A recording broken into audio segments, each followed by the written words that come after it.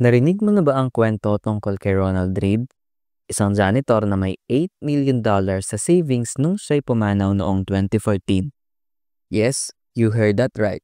Janitor, 8 million. At hindi siya nanalo sa loto o nagmana ng kahit anong yaman. He simply saved consistently throughout his life habang hinahayaan ng paway ng compounding na magtrabaho para sa kanya. Ang moral ng story, ang ugali mo sa pera ay mas mahalaga kaysa sa talino mo. Kahit wala kang diploma from Harvard o hindi nagtatrabaho sa Wall Street, pwede ka pa rin yumaman basta magaling ka mag-handle ng pera. Gaya ng sabi ni Morgan Housel, financial success is not a hard science. It's a soft skill, where how you behave is more important than what you know. Kaya spend mo ang next 10 to 15 minutes sa video na to at baka ma-level up mo ang soft skill mo sa investing. Ako si Juan at ito ang 5 key takeaway summary ng The Psychology of Money by Morgan Housel. Number 1.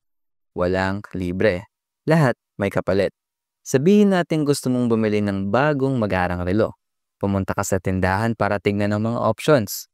Ang goal mo ay makuha yung relo na talagang makakapag-impress sa mga kaibigan mo at sa magandang above na dinedate mo. Ngayon, may dalawang pagpipilian ka. Bilhin mo yung relo or magnakaw ka na lang at tumakbo. Kasi runnerist ka, 'di ba? Siguro, pipiliin mong option number 1 kahit paanong level ng physical fitness mo. I-oo mo na lang, ilalabas ang card mo at iswipe yan. Doing the right thing. Ang point ko, alam mong may presyo ang bagong relo. May bayad, may cost, at ganoon din ang pag-i-invest. May presyo rin siya. Sa mga videos dito sa channel, may recurring takeaways about high returns. Isa na dito ang somewhat concentrated portfolio. Ang concentrated portfolio ay may kasamang karakteristik. Volatility. Ito ang presyo, ang fee, para makakuha ng mataas na return sa stock market sa long term. Kung hindi mo kayang sikmurain na mag-hold kahit bumagsak ng 20% ang net worth mo in just 1 week kasi dalawang major assets mo ang nag-report ng quarterly earnings na mas mababa kaysa sa expected ng analysts, then don't aim for maximum returns. Kasi kung mataas ang returns, mataas din usually ang risk at volatility. Halimbawa, kung 10 years ago, nakita mo na ang bright future ng Netflix at nag-invest ka ng malaking portion ng net worth mo sa stock na yan, malamang sobrang yaman mo na ngayon.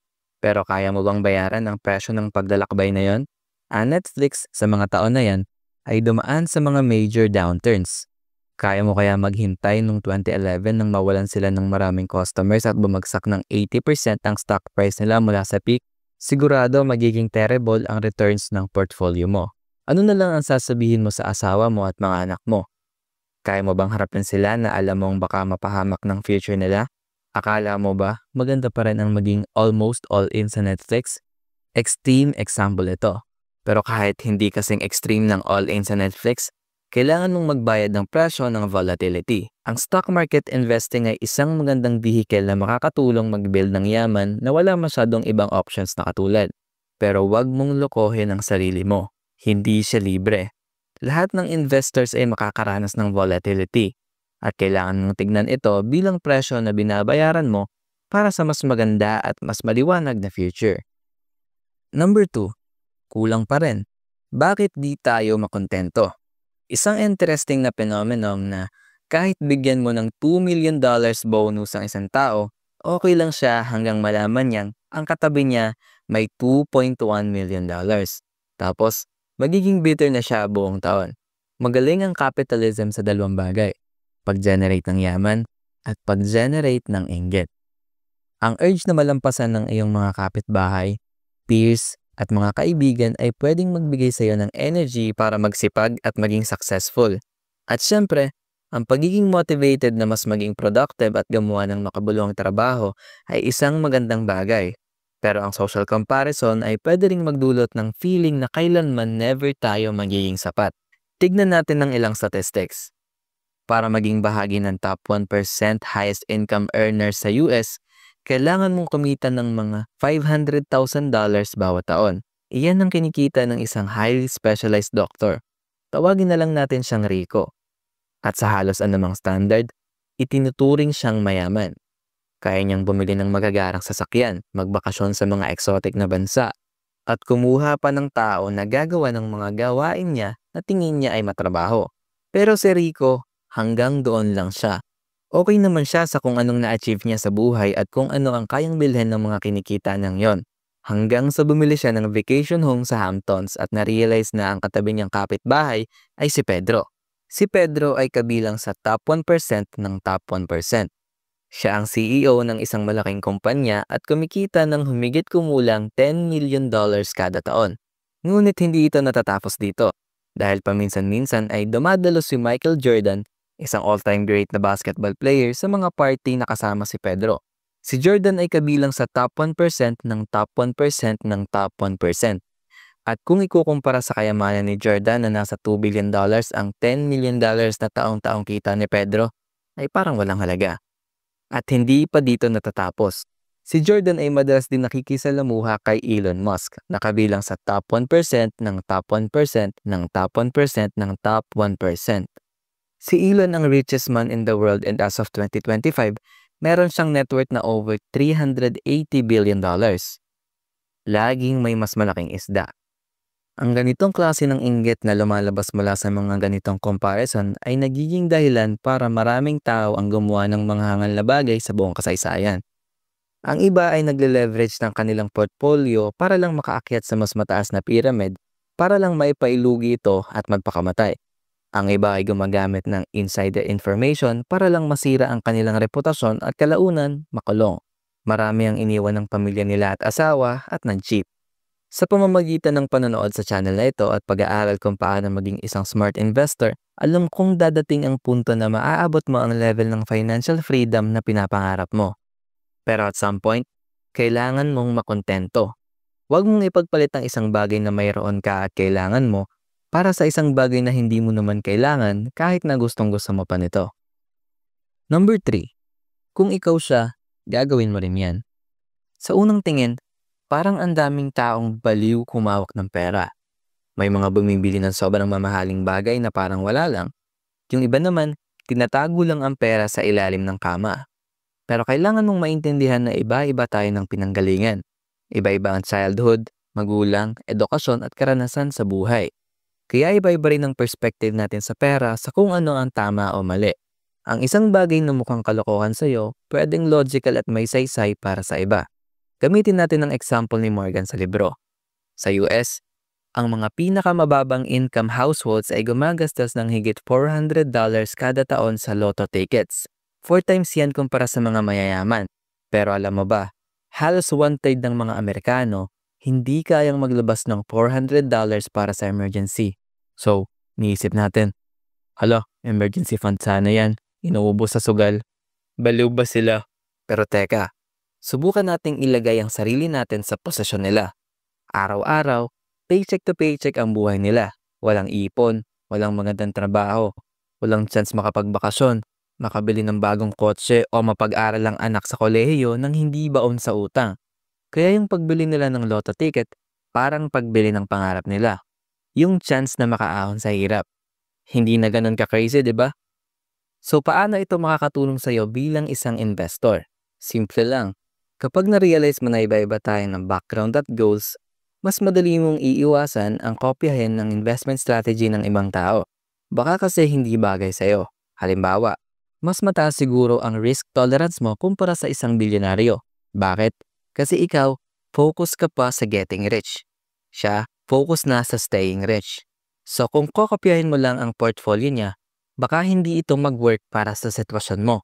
Makakatulong din tong mindset na to para mas madali mong matanggihan ng investment na labas sa circle of competence mo. Halimbawa, kung hindi ka trader, huwag mong piliting sumali sa hype. Hindi yan ang laban mo. Ang point, mas magiging maayos ang decision making mo kapag naiintindihan mong may iba't ibang perspective ang mga tao sa pagtingin sa mundo. At dahil doon, mas matutukoy mo rin kung aling landas ang para talaga sa'yo. Hi guys, Juan here, mid-editing. Gusto ko lang sabihin na huwag niyo kalimutang mag-subscribe sa channel at i-click ang notification bell para sa tuloy-tuloy na magagandang content. Let's go! Number 4. Expect the unexpected. Ano ang common sa Great Depression, World War II, financial crisis at COVID-19? Lahat sila ay mga pangyayari na malaki ang naging epekto sa mundo at sa financial markets. At halos walang nakapredict sa kanila ng maayos. Sabi nga ni Nassim Taleb, ang tawag sa mga ganitong pangyayari ay Black Swan events. May tatlong katangian ng isang Black Swan. 1. Outlier. Wala sa history ang makakapagsabi na mangyayari ito. 2. Matindi ang epekto. Global level ang impact. 3. Tila obvious lang pagkatapos mangyari. Parang, obvious naman na mangyayari yon, kahit hindi talaga. Isipin mo, Black Monday, 1987. Halos 1/4 ng market value ang nabura in one day. Kung andun ka noon, ano kaya ang magiging reaction mo? Sasama ka ba sa sigawan ng, "Sell! Sell! Sell!" O kaya naman, kaya mong magpakatatag at magdagdag pa nga ng investment habang naka-on discounted price? May interesting na fact. Kung nag-invest ka sa S&P 500 20 years ago, pero na-miss mo yung 4 na best performing days sa buong taon na yon, 164% lang ang magiging returns mo. Samantalang, kung wala kang na-miss, 291% sana. Ang laking difference, di ba? Kaya ang lesson dito, mas mahalaga na handa ka mentally at financially sa mga surprise disasters kaysa umasa ka na mas mabilis ka mag-react kaysa sa iba. Tigilan na ang kaka-follow sa macro projections. Yung mga bagay na talagang nakakagulat at nakakabagsak ng market, yung mga bagay na hindi mo naman makikita agad at mapo-forecast kahit gaano ka katalino. Prepare, don't predict. Number 5. Bakit mas nakaka-convince ang mga negative?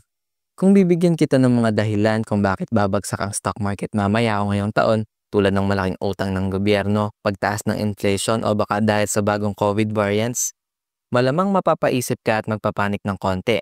Bigla mong iisipin, nako, parang delikado nga.